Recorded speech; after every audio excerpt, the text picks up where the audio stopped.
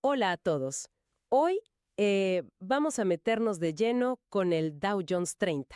Específicamente vamos a ver cómo lo analizaba una fuente, un canal de YouTube, Jesús Navarrete, por allá del 11-12 de agosto de 2025. Sí, y es interesante porque esta fuente decía ser la única que revisaba el índice diario. Diario, exacto. Y lo clave aquí es como una dualidad constante en su análisis, ¿no? Por un lado, tenían una visión macro, pues muy pesimista. Hablaban de esta inflación, desconfianza total en las cifras oficiales, bueno. Sí, un pesimismo de fondo bastante marcado, la verdad.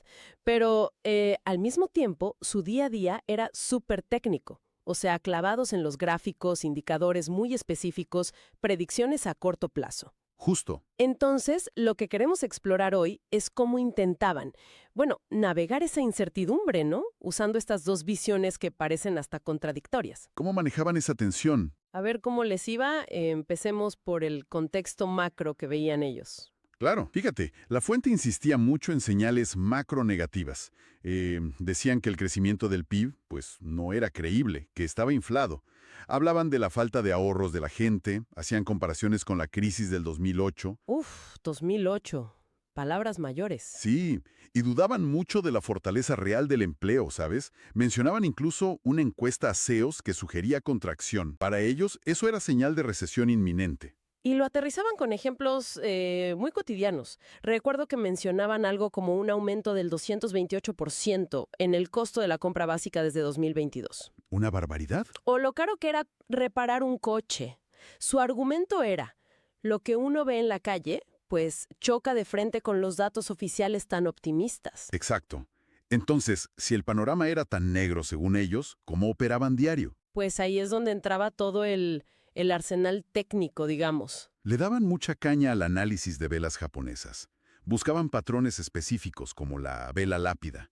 ¿Te suena? Sí, esa que sugiere un techo y posible caída. Esa misma. También usaban las bandas de Bollinger para medir volatilidad y tenían muy vigilados ciertos niveles clave. Había una resistencia importante cerca de los 44.300 puntos. Y había un indicador que era como su fetiche, ¿no? La media móvil exponencial de 20 días, la EMA 20. Totalmente.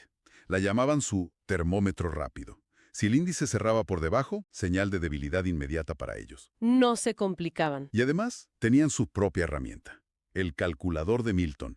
Sí, el algoritmo propio. Un algoritmo que les daba señales intradía.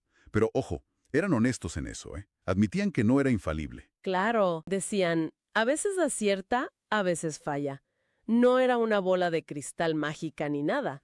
Para nada. ¿Y cómo se veía esa tensión macro versus técnico en la práctica? ¿Hubo ejemplos claros la semana antes del 12 de agosto, verdad? Sí, fue una semana movidita. Mira, el 5 de agosto, su calculador dio señal de compra. Ok. Pero salieron datos malos del ICM, del sector servicios, y el mercado cerró en rojo. Ahí falló el calculador. Vaya. Luego, el 7 de agosto, el mercado abrió fuerte. Ellos lo atribuían a comentarios de Trump, creo. Ah, ok. Pero la subida se deshizo por otros malos datos. Le llamaron una decapitación del movimiento. ¡Qué gráfico! Sí, y el 8 hubo un rebote, pero fue limitado. No pudo superar esa EMA 20 clave. Para ellos, eso confirmaba la debilidad de fondo. O sea, ¿el técnico les iba confirmando el sesgo macro pesimista? En parte sí. Hacían hasta comparaciones con Bitcoin, diciendo que estaba más expuesto a lo macro. Interesante. Bueno, llegamos al martes 12 de agosto. Día clave. Dato de inflación, el IPC. ¿Qué esperaba la fuente? Pues esperaban un desastre, básicamente. Sin medias tintas. No. Con su pesimismo macro y la desconfianza en las cifras oficiales, su predicción era un open gap down brutal, una apertura muy abajo, quizá por debajo de la EMA 50, sobre los 43.700 puntos. ¿Y su argumento? Muy directo. Yo no veo nada en mi vida cotidiana que justifique optimismo. Así de claro. Fuerte. Pero, curiosamente, su propio calculador Milton no era tan pesimista ese día, ¿no? No, fíjate qué curioso. Mostraba un riesgo casi 50-50. Daba un 51% de probabilidad alcista. O sea, prácticamente un volado, según su propio algoritmo. Exacto. Y al final, pues la realidad les dio una bofetada. Totalmente. El mercado no solo no se hundió, sino que abrió fuerte y cerró bastante alto, por encima de 44.450.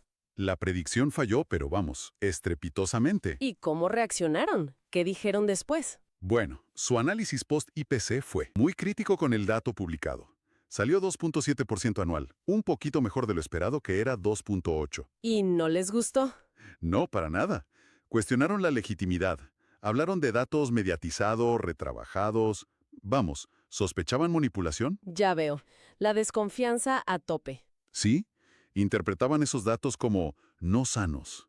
Y la reacción del mercado, la subida, la explicaban por expectativas de que la Fed bajara tasas. O simple narrativa, manipulación quizás. O sea, no veían fortaleza real. No, incluso el dato de que la gasolina bajaba de precio, lo veían como algo negativo, ¿Negativo? ¿Por qué?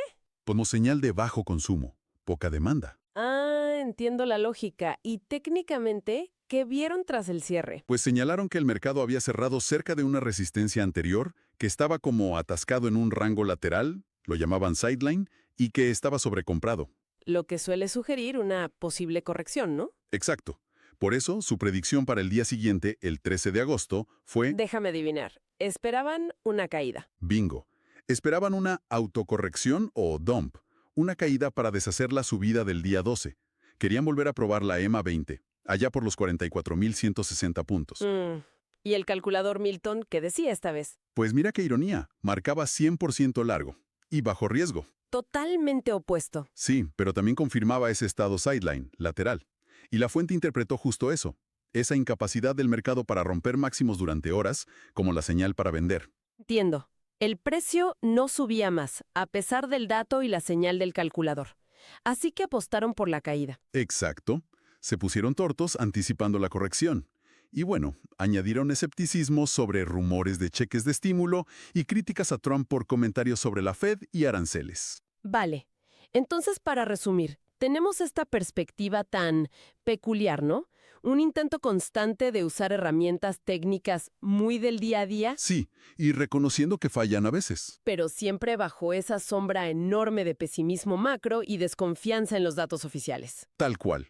Una mezcla curiosa. Y observando todo esto, este enfoque tan particular de la fuente, a mí me surge una pregunta, más para reflexionar, ¿sabes? A ver, dispara. En un entorno así, con tanta incertidumbre, señales que van para un lado y para el otro, y donde hasta los datos oficiales se ponen en duda, ¿qué peso real le podemos o debemos dar a esos indicadores técnicos tan de corto plazo?